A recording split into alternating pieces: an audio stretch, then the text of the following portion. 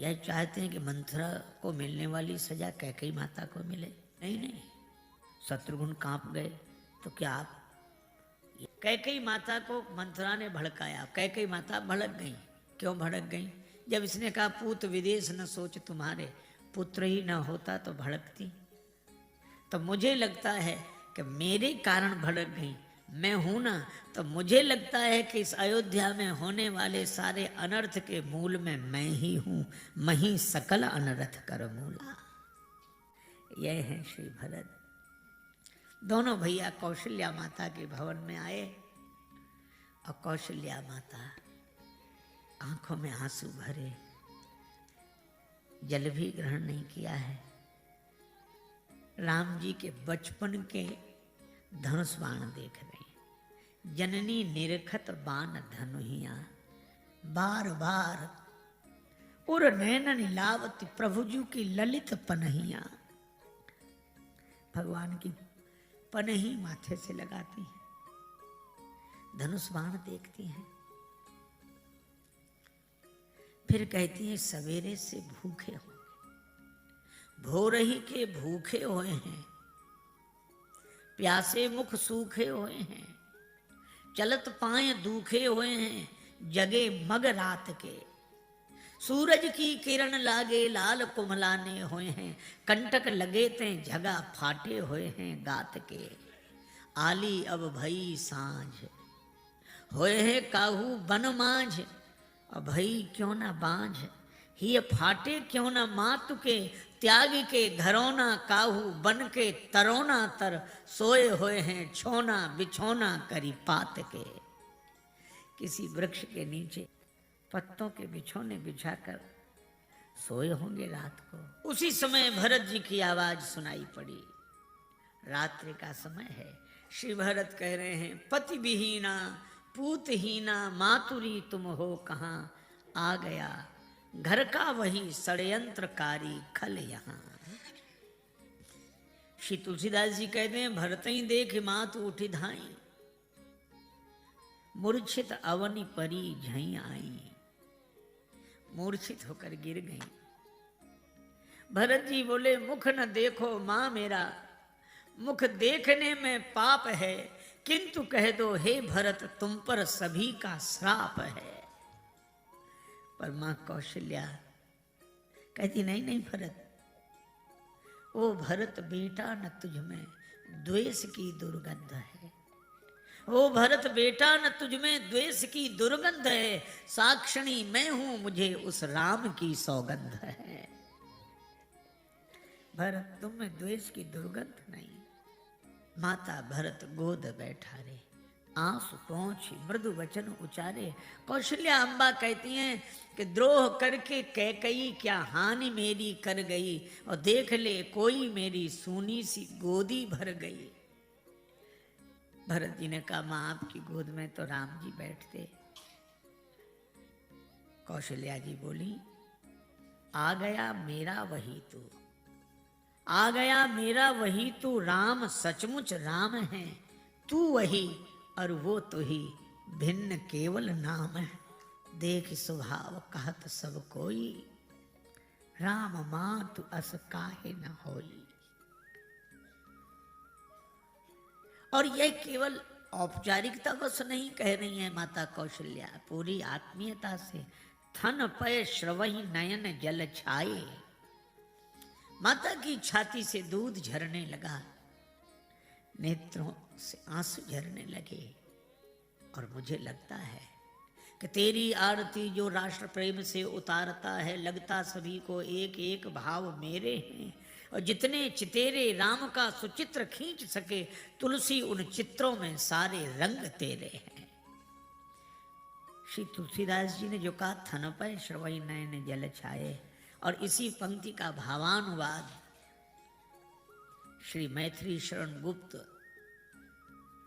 करते हुए कहते हैं अबला जीवन हाय तुम्हारी यही कहानी, अबला जीवन हाय तुम्हारी यही कहानी, आंचल में है दूध और आंखों में पानी।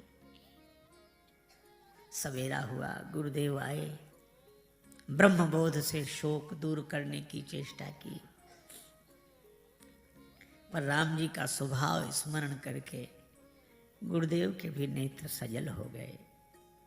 उन्होंने कहा, सुनहु भरत भावी प्रबल, बिलख कही मुनिनाथ, हानि लाभ जीवन मरण जस अपजस विधि हाथ।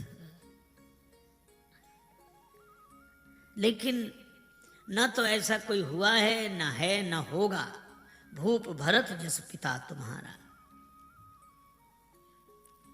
भरत जी ने गुरुदेव की आज्ञा से पिता का अंतिम संस्कार कृत्य ये सब किए। दूसरे दिन सभा लगी, गुरुदेव विराजमान हुए, माताएं बैठी हैं, मंत्री बैठे हैं।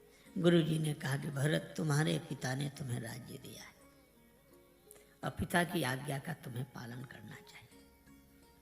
राय राजपद तुम कह दीना, पिता वचन पुर चाहिए कीना। मैं समझता हूं कि तुम्हें यह निर्णय उचित नहीं लगेगा, लेकिन चलो तब तक उचित मान लो जब तक राम जी लौटे। सौंपे हो राज राम के आए, राम जी के आने पर उन्हें राज्य सौंप देना, पर अभी मेरी आज्ञा मानो। माताओं ने भी समर्थन किया।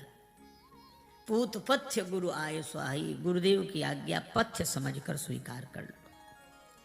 पथ्य में स्वाद नहीं होता, पर स्वास्थ्य लाभ के लिए लिया जाता है। मंत्री भी बोले, कीजिए गुरु आए सो अवश्य, गुरुदेव की आज्ञा अवश्य माने। कहीं सचिव कर जोड़,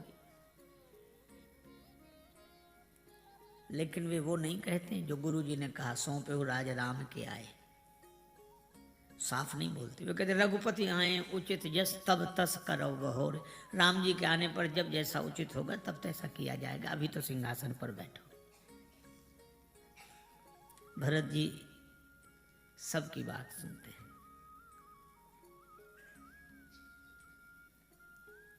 और इतनी बढ़िया बात उन्होंने कही, आप लोग जो कह रहे हैं यही मानने में मेरा कल्याण है। सबका मान रह गया, लेकिन मेरा निवेदन सुन लें, मुझे यह पद नहीं चाहिए। यही शैली है।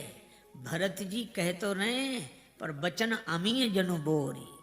प्रकृति ने प्रत्येक अंग के निर्माण में अस्थि का उपयोग किया, लेकिन इस वाणी में हड्डी नहीं लगाई, अस्थि है ही नहीं। क्यों? कुदरत को ना पसंद है सख्ती बयान में, कुदरत को ना पसंद है सख्ती बयान में, इसीलिए तो दी नहीं हड्डी जवान में। वाणी का स्वर सुधार ले। श्री भरत जी ने कहा कि मुझे यह पद नहीं चाहिए। गुरुदेव ने कहा कि क्यों, क्या तुम पद के त्यागी हो? भरत जी ने कहा नहीं, लोभी हूं। लोभी आदमी कहीं पद छोड़ते हैं? हाँ गुरुदेव, कब? कभी कभी लोभी आदमी भी पद छोड़ देता है। कब? कब किसी लोभी को बड़ा पद मिल जाए तो छोटा पद छोड़ देता है। तो अयोध्या के राज्य पद से भी कोई पद बड़ा है? हाँ गुरुदेव। कौन सा पद? देखे बिनु रघुनाथ पद, जिय के जरन न जाए। आप राम जी का पद दे रहे हैं, मैं राम जी के पद कमलों का दर्शन करना चाहता हूँ। राम जी का पद है एक, राम जी के पद कमल हैं दो। गुरुदेव जिसे दो दो पद मिल रहे हों, वो एक पद के चक्कर में काहे? भरत प्राण प्रिय भे सब ही के। पर गुरुदेव ने फिर भी परीक्षा लेते हुए कहा, भरत अगर हम तुम्हें जबरदस्ती सिंहासन पर बिठाएं तो नहीं बैठोगे? बैठ जाऊंगा गुरुदेव, गुरोर आज्ञा गरी ऐसी, लेकिन परिणाम अच्छा नहीं होगा। मोह राज हठ दय जबही, रसा रसातल जाई है तबही। पृथ्वी रसातल को चली जाएगी। गुरु जी ने कहा कि इस धरती पर हिरण्याक्ष हिरण्यकश्यप का राज्य रहा, पृथ्वी रसातल को नहीं गई। इस धरती पर रावण कुंभकर्ण का राज्य है, पृथ्वी रसातल को नहीं गई। और भरत तुम्हारे जैसा महात्मा सिंहासन पर बैठ जाएगा तो पृथ्वी रसातल को चली जाएगी। ये तर्क हमारी समझ में तो नहीं आता। श्री भरत जी ने कहा कि गुरुदेव हिरण्याक्ष हिरण्यकश्यप का अत्याचार पृथ्वी सहन कर सकती है, क्योंकि पृथ्वी माता जानती है कि राक्षस हैं। रावण कुंभकर्ण का अत्याचार पृथ्वी माता सहन कर सकती हैं, क्योंकि माता पृथ्वी जानती हैं कि ये राक्षस हैं। लेकिन गुरुदेव आप यह तो सोचो, हिरण्याक्ष हिरण्यकश्यप रावण कुंभकर्ण का काम अगर राम का भाई करने लगे तो पृथ्वी भरोसा किस पर करेगी? वह तो रसातल को चली ही जाएगी, मेरे भगवान के दर्शन के लिए चलेंगे। और कितना अद्भुत सूत्र है, सवेरा ही तब है जब जीव भगवान की ओर चले। यह निर्णय हुआ, सभी अवधवासी प्रसन्न, अयोध्या में रहने के लिए कोई तैयार नहीं, सब जाना चाहते। वृद्धों ने युवकों से कहा कि घर की व्यवस्था पहले करो, तब राम जी से मिलने चलो। युवक बोले घर में आग लगा दो, लौटने का झंझट ही न रहे। वृद्ध युवक दोनों गए भरत जी के पास, भरत जी से कहा। भरत जी ने दोनों की बात सुनी, उन्होंने कहा घर की व्यवस्था पहले। और युवक बोले हम तो समझ रहे थे आप राम जी के भक्त हैं, राम जी के लिए अयोध्या छोड़ नहीं सकते। श्री भरत जी ने कहा कि मैं अयोध्या का त्याग कर देता अगर अयोध्या की संपत्ति मेरी होती।